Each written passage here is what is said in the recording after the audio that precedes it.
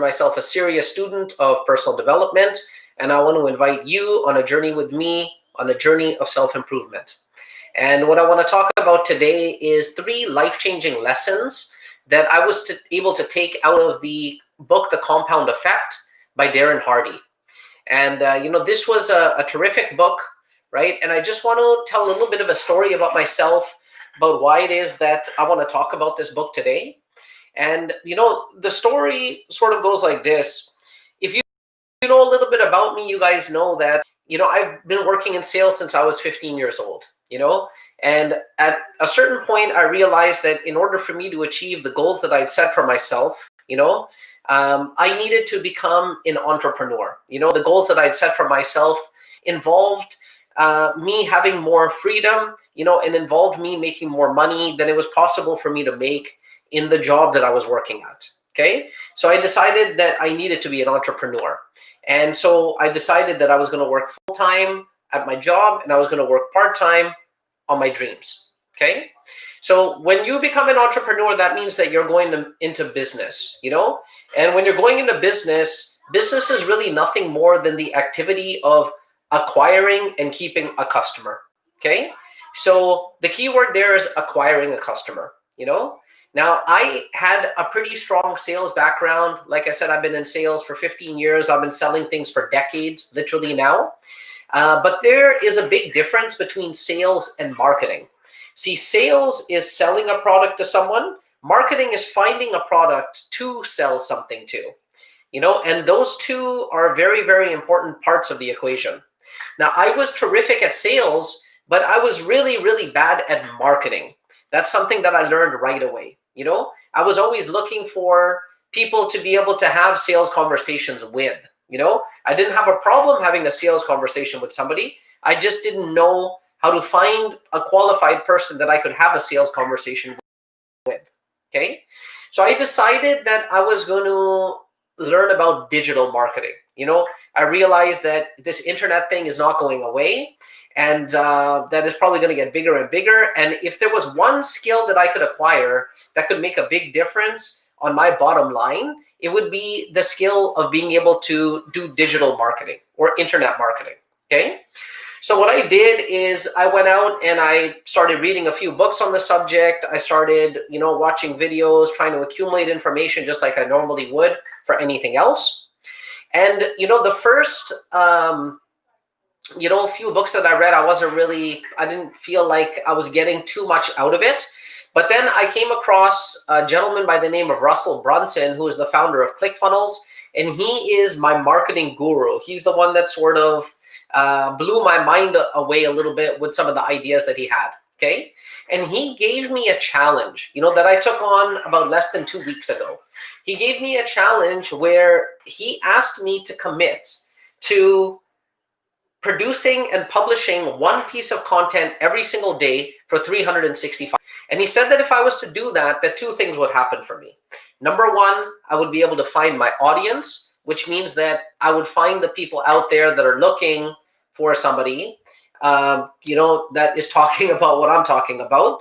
And number 2, I would find my voice. I would be able to become very good at, telling my story, right? And communicating with people about that. So I took that challenge on. Okay, so every day for the next 365 days, I think I'm already about maybe 8-9 days into it. I'll have to check. But for the next year or so, almost, I'm going to be producing and publishing content every day. Okay, so the first time that I did this, I did a Facebook Live. He suggested producing and publishing content live. So the first time I did this, I did a Facebook Live. I was very, very nervous. I turned it on. I didn't really know how to, work this stuff even that good, all this tech. But I turned my computer on. I turned my camera on, Facebook Live, and I started talking. And then I noticed that somebody was watching me, And then I was like, oh my God, somebody's watching me. And so I tried to give the best presentation that I could. I tried to put all the thing that I possibly could and put all of my focus and all of that into it, And that person that was watching was the only person that came and watched. And that person stayed and watched my entire conversation, my entire presentation, which was well over 20 minutes, and I was really surprised by that. And I was quite happy too. And I was thinking to myself, you know what? They say that, going live, people like to watch that a lot more. Well, maybe it's true. The first time I did it, right away, I've got somebody watching me, and this is amazing, and then that person even left a comment, So then as soon as I was done the video, I quickly went, checked the post. I wanted to see who commented, and I went and checked to see who commented, and it was my mom, God bless her heart. She was the only one that watched me that day, and she watched the entire time. And then she left a little comment too, saying, thank you so much. That was very motivational. And, you can literally go back to my first post and you can see that, there was one like and one share. Actually, no, by now there might be more likes, but there was one comment, I'm sorry. And that one comment, the first comment, is coming from Fawzia Rafiq, who's my mother, and so anyway, God bless her, right? She's so sweet. She was able to watch, right?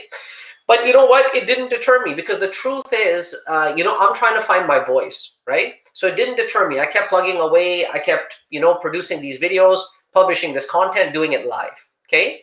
And, as time progressed, a few other people started watching. So first I got my sister, she started watching me, posting comments. Okay, that's nice, right? Really nice and so sweet of her. Then there was a couple of my relatives that started watching, and then some of my friends started watching. And then, a couple of days ago, I thought about it, and I thought, I've put so much time and so much effort into this, and I've produced so many videos, and there's literally only a handful of people that have actually even watched them, I did boost a few posts, and apparently I got a lot of views, but I didn't get a lot of comments. So I don't really know how legitimate those views are coming from Facebook or something, right? So then I started doubting myself a little bit, and I started thinking to myself, is this going to work out? When that inner dialogue that you have starts creeping in and starts whispering in your ear that, what? Is this a good idea in the first place, right? Maybe, this wasn't a good idea. Maybe you should stop doing it, okay? And then I started having those thoughts. And at that time, I was thinking of what is the content that I could produce today. And I thought right away of this book. I thought right away of this book, The Compound Effect, okay? Because what this book really talks about is how oftentimes when we do things initially, the results that we get are very, very insignificant, and we feel as though nothing's happening. But it's the act of doing those and those small results that we're getting over long periods of time that make massive, massive differences. So I'm going to give a couple of examples of the compound effect, in the animal kingdom and in the financial world, okay? Just so that we can understand how quickly things can grow exponentially, even though initially it seems as though nothing really going on there, okay? So if you look at a bamboo tree, a bamboo tree, once the seed is planted, it doesn't break ground for 4 years. What that means is that if you plant a bamboo tree, you have to remember where you planted it, because it's not even going to be breaking ground for 4 years. So you're going to have to water that spot where you planted the seed for 4 years without seeing any results. But in the 5th year, it can grow up to 90 feet in a 5-week period of time.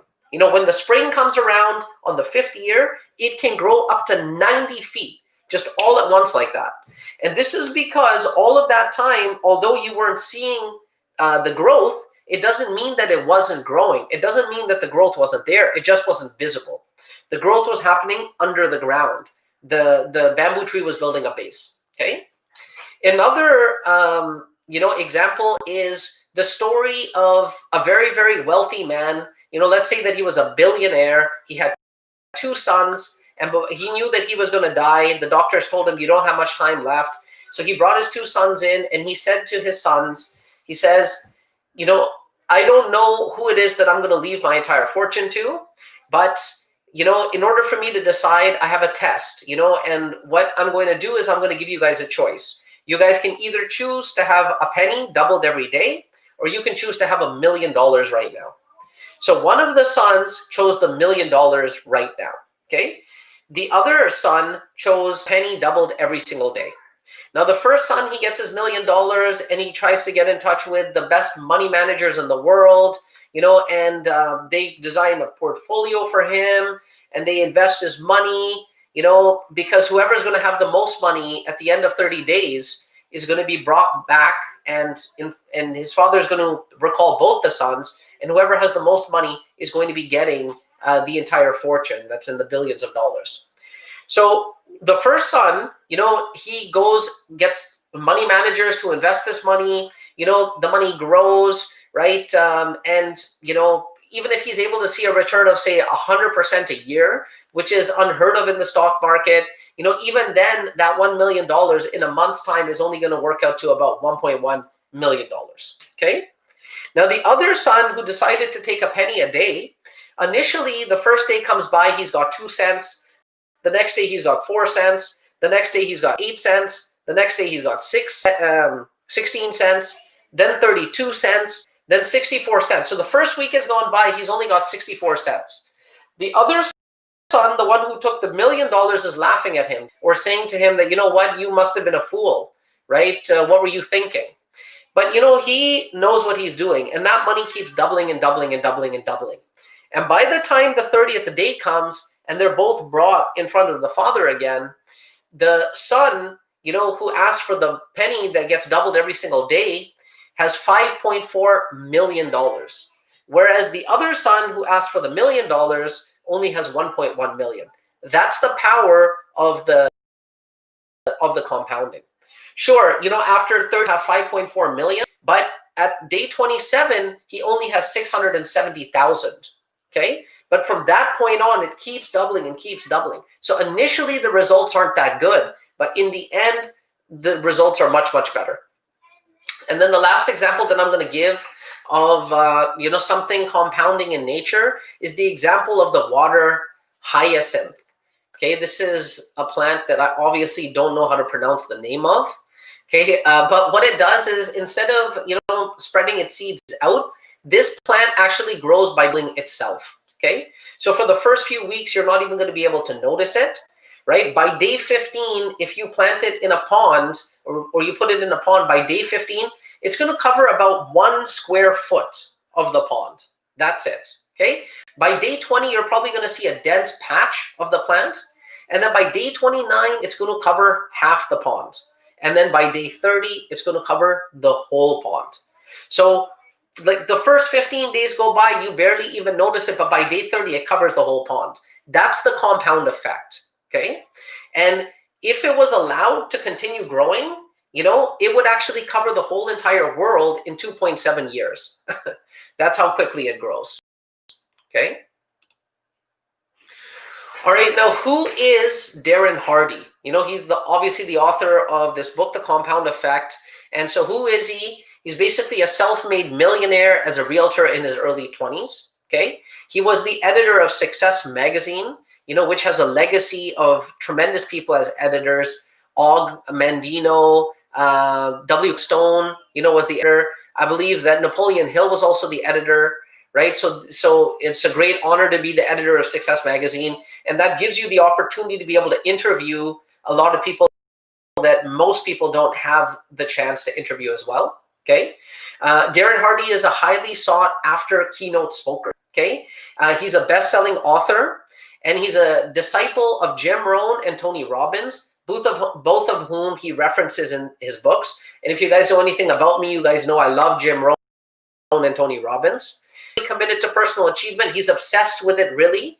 He tells a story about himself, and by the time he was 21, the guy was already, so disciplined that it's honestly obscene how disciplined he was.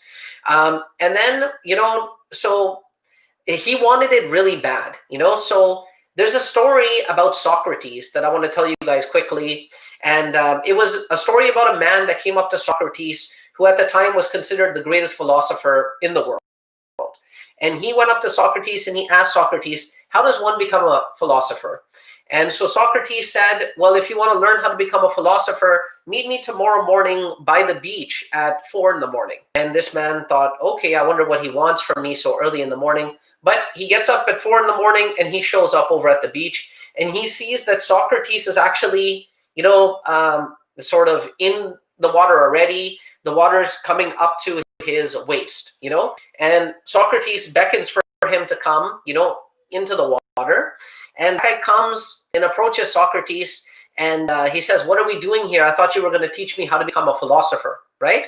And Socrates grabs his head and he dunks his head under the water, okay? And then this guy's struggling, and then he lets him come out. And then he says, "What are you doing? Are you out of your mind?" And then Socrates dunks his head in the water again, and he's struggling to breathe. And then he lets him come out.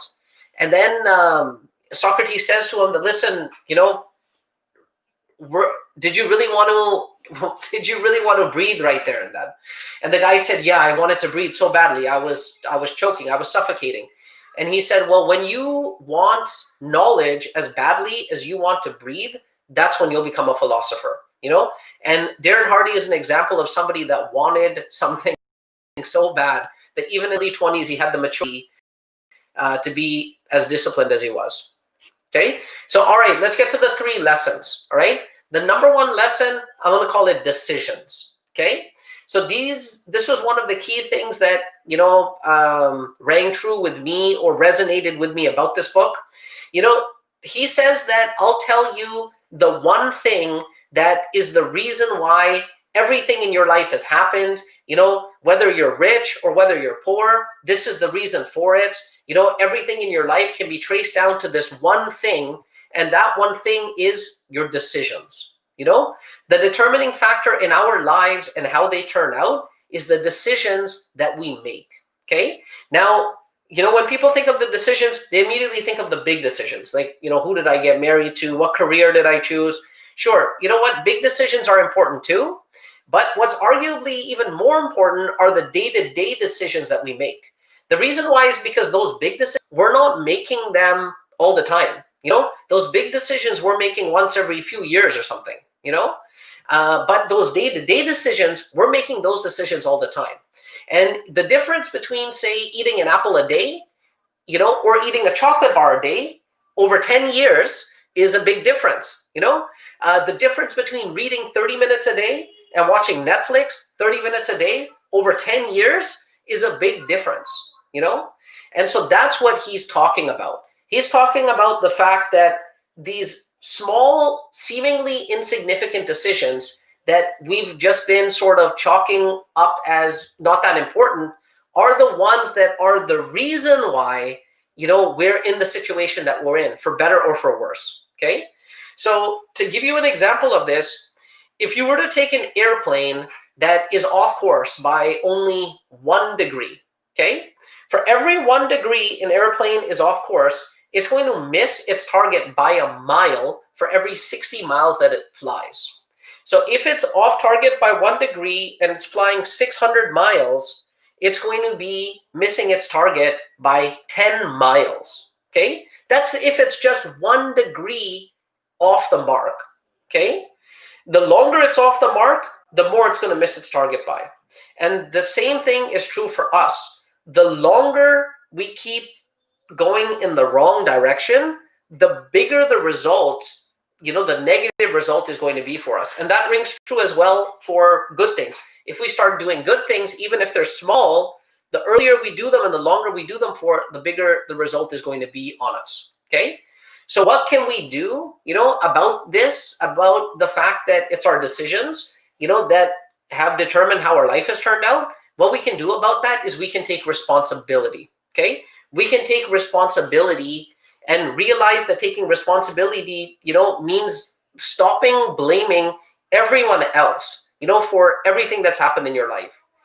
Everything that has happened in your life, you are responsible for, and when I say responsible, I mean responsible. Stop even blaming yourself, for what's happened, because you are responsible. What that means is that you have the ability to respond, If the decisions that you made are what brought you to the situation that you're in right now, that means that going forward, you're in control of your destiny. You can change your destiny by changing the decisions that you make. So taking responsibility is actually very, very empowering. And the moment we stop all blame, including blaming ourselves and especially blaming other people, the moment we stop doing that, we feel like a huge weight has been taken off of our chest, and we actually feel a lot better for it. Okay.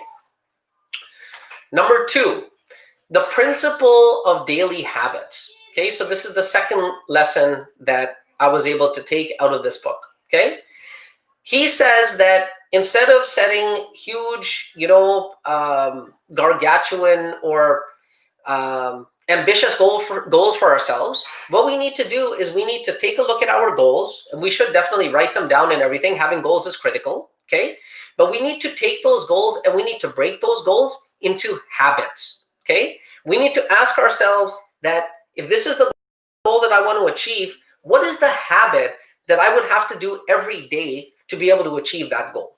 So if my goal is to write a book, my habit could be to write, 1 or 2 pages a day. If I write 2 pages a day and I do that every day for a year, I have a book that is 730 pages. Okay, so we don't sit down and start writing for 8 hours. In fact, that's probably not going to get you there. But if you break that goal down into small, easy to bite chunks, you'll be able to achieve it. If you want to make more sales, start prospecting every day. It doesn't mean that you got to make 500 prospecting calls in one day, but if you make 10 prospecting calls every day for the whole entire year, and you work Monday to Friday, that's 2,500 calls that you will have made. It's probably going to result in some sales. Same thing with exercising. If I go to the gym for 8 hours today, that's not going to make me fit. But if I work out 20 minutes every day, I can achieve all my physical goals, okay? Or most of them. All right, so an example of this is Jerry Seinfeld. You guys might know Jerry Seinfeld from the show Seinfeld. He's a comedian. Now, in his prime, during the peak of the popularity of Seinfeld, Jerry Seinfeld was earning $270 million a year. Okay, $270 million a year Jerry Seinfeld was making at his peak. And, he was interviewed by Lifehack, and, they asked him, what is the key to your success? And he said, the key to my success is that I had a rule that I wrote jokes every day. He's like, I had a calendar, and I had a big red felt pen. And I had written my jokes for the day, however many that was, 3 jokes, 5 jokes, whatever it was. I would take that pen and I would put a big X on that day. And my goal has been achieved for that day. And he did that every single day. He wrote jokes every single day. And then the guy's making $270 million a year and attributing his success to that, So that's just something small, so small, a few jokes a day, but over a long period of time. Now, rather than trying to change your life overnight, what we have to start doing is we have to start looking at small daily steps that can be compounded over time and start to develop momentum for us. If I go and say that I want to go to the gym for 8 hours and I go and lift weight like crazy, or I work out like a beast, and then the next day I'm so sore that I can't work out for 3 or 4 days, and then I'm scared to work out because I know that if I do that again, it's going to be pain, then that's not going to achieve my goals for me. It's not going to give me any momentum. But if I set goals for myself that are realistic, like say, for example, I decide that I'm just going to work out for 5 or 10 minutes, and then I do that every single day for 6 or 7 days, now a habit is starting to get formed. And once a habit starts getting formed, it becomes automatic. It's like brushing your teeth. You don't think about it. You just do it, okay? So abrupt changes, they rarely work, okay? Try to make huge changes. Like, for example, massive changes to your diet, they rarely work. But if you were to cut, say, 100 calories a day and do that over so many years, you would be able to lose weight. But if you were to go on some crazy diet, you're probably going to do it for a week. Then you're going to, be missing food so much that you're going to just pig out on something. You're going to take 2 steps back. You're going to get discouraged, and then you're not going to try it again and go back onto your old path. So let's set goals that are more realistic for ourselves, okay? So he says that success is basically doing a half a dozen things really, really well about 5,000 times. And this is a very, very common theme. Even some of the videos that I've made before, videos to do with morning routines, a very, very common routine, or common theme among extremely successful people is they have routines, often in the morning, where they do things each and every single day. Tony Robbins, he calls it the hour of power. Hal Elrod calls it the miracle morning. In the Way of the Warrior, Garrett J. White calls it the core four. Those are the things that they do every single day, no matter what. And so that's what we need to identify, is what is the things that we need to be doing every single day that are going to be making the biggest difference in our lives. Okay? Because usually it's the small, insignificant decisions over long periods of time that are the ones that are actually going to be shaping our destiny. Okay. And now the third lesson, and I really loved this one from Darren Hardy. He actually blew my mind away a little bit. Honestly, when I first read this book, it really did blow my mind away, and I would recommend you guys go get a copy and read it as well.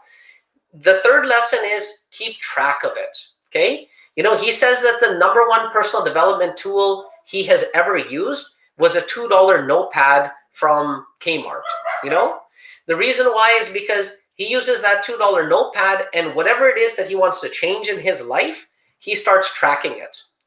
They say that whatever your attention goes to, right, ends up growing or developing. Whatever you put your attention on ends up, appreciating somehow. So you need to decide what it is that you want to change in your life. And then the first thing that you want to do is you want to start tracking it. So for example, if you want your finances to improve, then start tracking your daily expenditures. Literally have a pen and a piece of paper, in your pocket. And whenever you buy anything, take that pen and piece of paper out and write down exactly how much it is that you spent. If you go buy a coffee, write down exactly how much that coffee cost you with the taxes and everything, because once you start tracking it, you start noticing where you're spending the money. And then oftentimes, just the fact that you're going to track it is going to deter you from actually wasting money frivolously. Another example of this is, if you want your sales to improve, start tracking your metrics.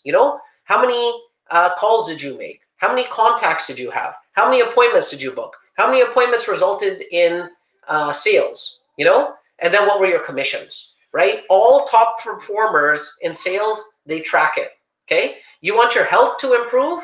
Write down everything you eat. Write down exactly how much time you spend doing exercise. And honestly, in this day and age, it's never been easier to track things than it is right now. Okay, it's never been easier. The reason why is because there's so many apps. You can get calorie counting apps.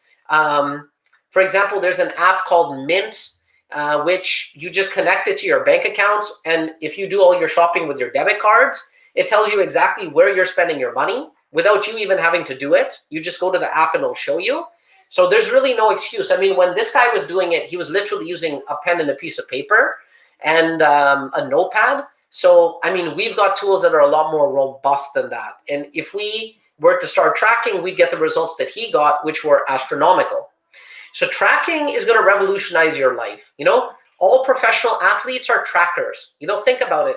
Baseball players, they know all of their stats. They know their batting average. They know their slugging percentage. Basketball players, they know what their field goal percentage is. They know what their three-point shooting percentage is, right? All professional athletes are trackers. So take your life seriously as well. We need to also look at the key things in our life that are going to make the biggest difference, the ones that we want to improve, and we need to start tracking them, okay?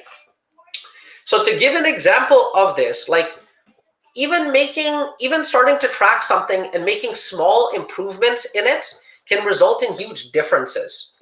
For example, in a horse race, the difference between the horse that is first and the horse that is fifth is usually less than about a second. Like that's how close it is, right? Now it's not that, but if you look at the difference that those horses earn. So for example, the horse that finishes first, say for example, it makes $100,000. The horse that finishes fifth, maybe it makes $5,000. Now the horse that finishes first, even though it made 20 times as much, is not 20 times better. It only beat the other horse by just over a second. right? But that's the difference between small edges, and the only way that we can get those small edges is if we are tracking it, okay?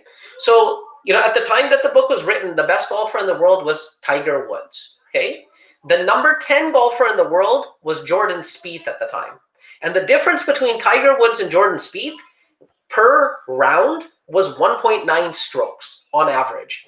Tiger Woods was on average 1.9 strokes per round better than Jordan Spieth was. But the difference in the prize money between the two and the lifetime earnings between the two up to that point was phenomenal. Okay, so to conclude, basically small course corrections are going to get you zero applause. That's why we don't like to make those little changes. We like to make those big, sexy changes, because then that's what excites us, and maybe it'll make other people more impressed too, right? We get zero applause when we do those little course corrections, okay? And initially, those little course corrections are not going to result in huge changes for us also, okay? But at the end of the day, it's those small course corrections that have been proven to make the difference. Whether you like it or not, the compound effect is the operating system that your life runs through, And what we need to do is start working with this operating system and using it to our advantage, okay?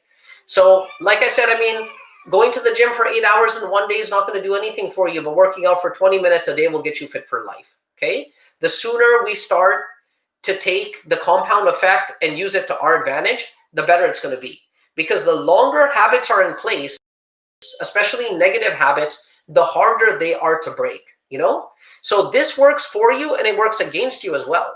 If you create a habit and you initially make that habit really, really easy for you to execute on, so the habit is maybe something that takes you just 5 or 10 minutes to do, but you keep doing that, and then you keep increasing it, and then you keep doing that for a year or two, it's going to feel more difficult for you to not do it than for you to actually do it. That's how ingrained the habit's going to be in you. So every single habit that we have, whether they're good or bad, it was created by us. And that means that we can choose going forward the habits that serve us. And we need to identify which habits are going to serve us the most. And we need to start creating those habits and making them automatic and doing them every single day. Okay. So in terms of, trying to get rid of bad habits, start by trying to get rid of triggers. If you have the habit of overeating, don't have junk food in the house. If you're having problems managing your money, maybe cut up your credit cards and only use your debit card or something, okay? But start small and be consistent and do something that works goals daily, and then you will develop momentum, and then the compound effect is going to start working for you. So that's all I have today, guys. I want to thank you guys one more time for joining in, and I hope to talk to you again tomorrow when I'll have another topic. I'll figure it out between now and when I do the presentation what it's going to be on, but you can rest assured that it's going to be on the topic of personal development and self-growth. God bless you all.